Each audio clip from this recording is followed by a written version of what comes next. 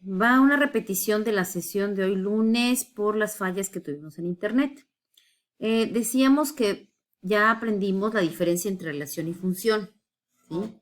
Como se acuerdan, si ustedes se acuerdan, la relación, bueno, pues los elementos de un primer conjunto se relacionan con los elementos de un segundo conjunto y pueden tener hasta uno o dos pares en el segundo conjunto.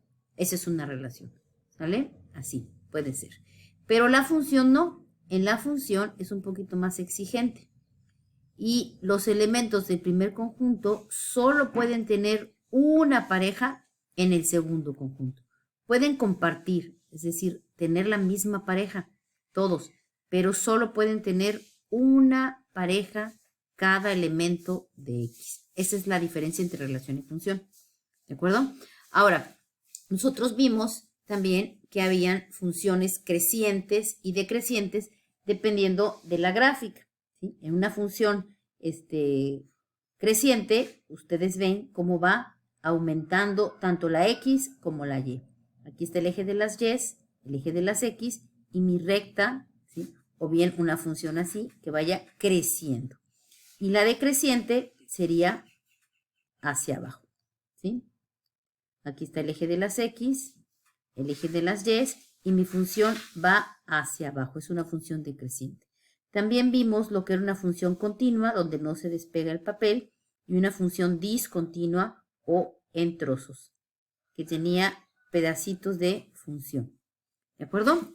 Después vimos que las funciones se podían dividir por su regla de correspondencia en funciones algebraicas y funciones trascendentes. Esa era la gran división. Las trascendentes, pues las vamos a ver en el tercer parcial, quedan pendientes. Y en este parcial vamos a ver las funciones algebraicas, en este segundo parcial. Esta semana vamos a ver el primer grupo de las funciones algebraicas, que son las polinomiales, que se diferencian o se organizan, se clasifican por su grado. Puede ser grado 0, 1, 2, 3, etc.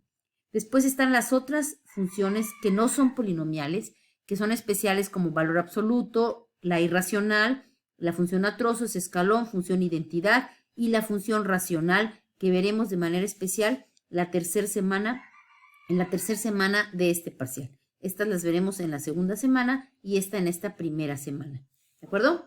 Bueno, es muy importante que ustedes entiendan qué es una función polinomial y por qué se diferencian de las otras.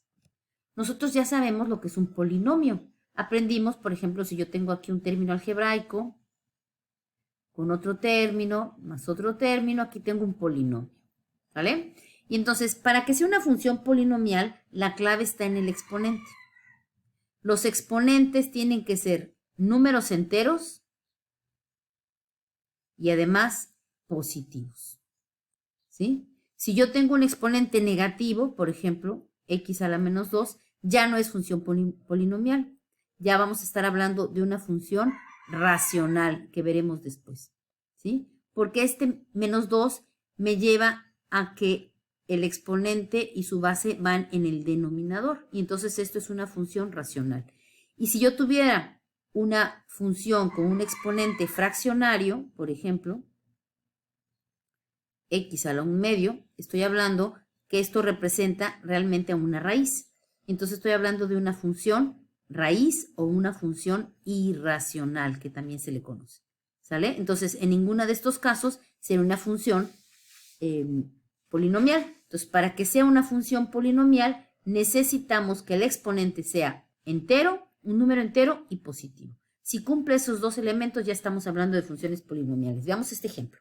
Aquí tenemos la función f de x igual a x cuadrada menos 4.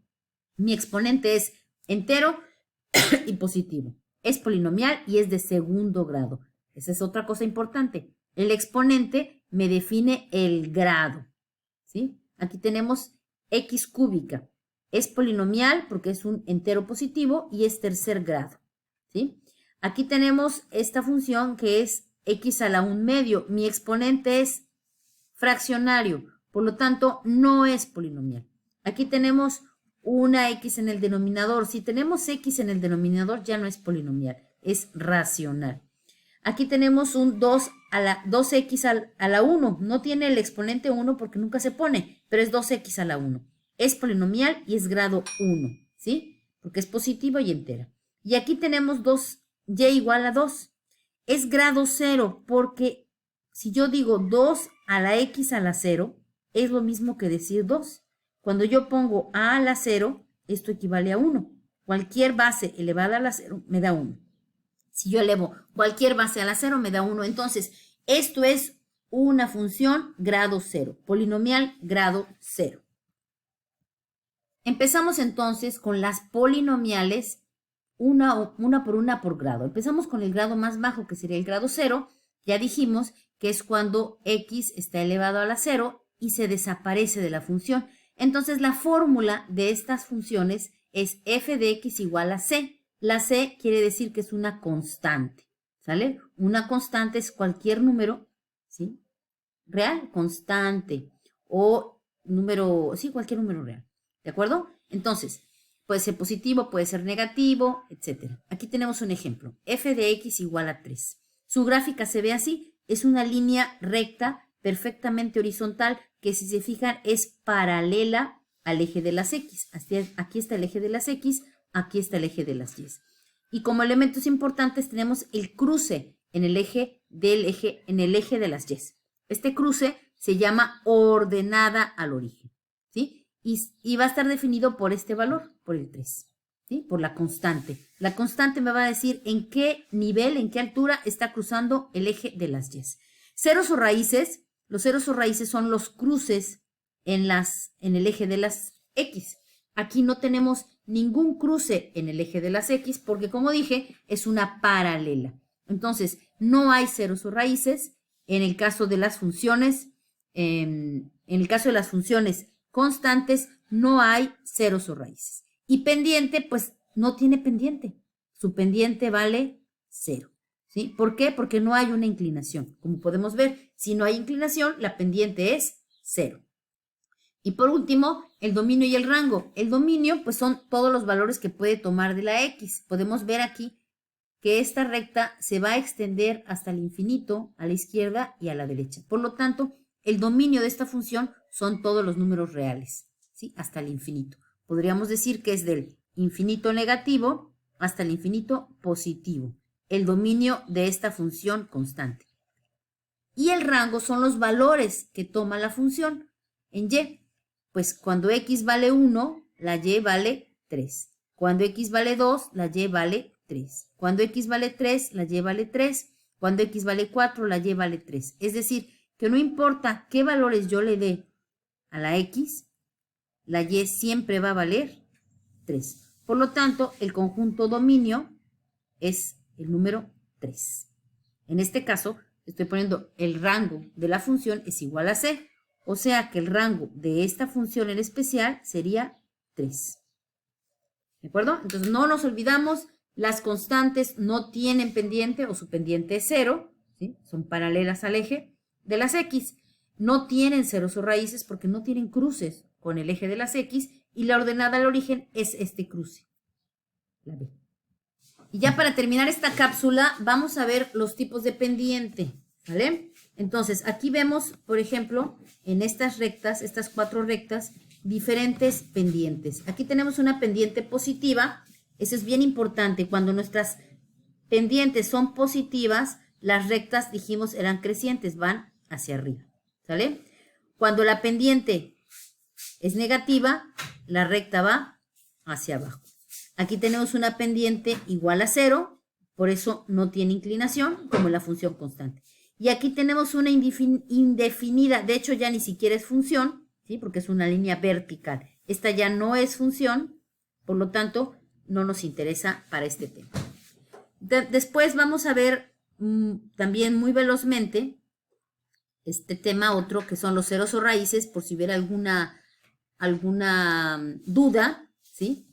De los ceros o raíces, que son los cortes o cruces, los cruces de las gráficas con el eje de las x. Aquí podemos ver esta línea recta cruza con el eje de las x, este sería su cero o raíz, en ese valor.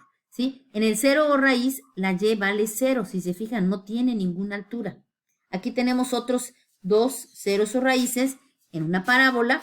Igual, la y vale 0. ¿Sí? Esos son los ceros o raíces. Se pueden definir como x, 0. ¿Sí? Porque la y vale 0. La línea recta solo cruza una vez. La parábola puede cruzar hasta 2 veces. Y las demás funciones pues pueden seguir cruzando 3, 4 o más veces.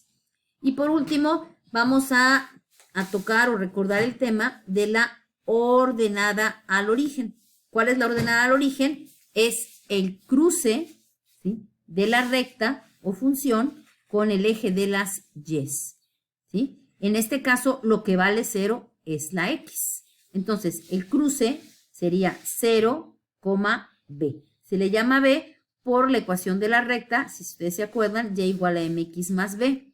Esa b es esta, la ordenada al origen. Pero nosotros vamos a encontrar que todos los términos constantes de todas las funciones son precisamente ordenada al origen. Si yo tengo una función f de x igual a x cúbica más 2x más 3, este término constante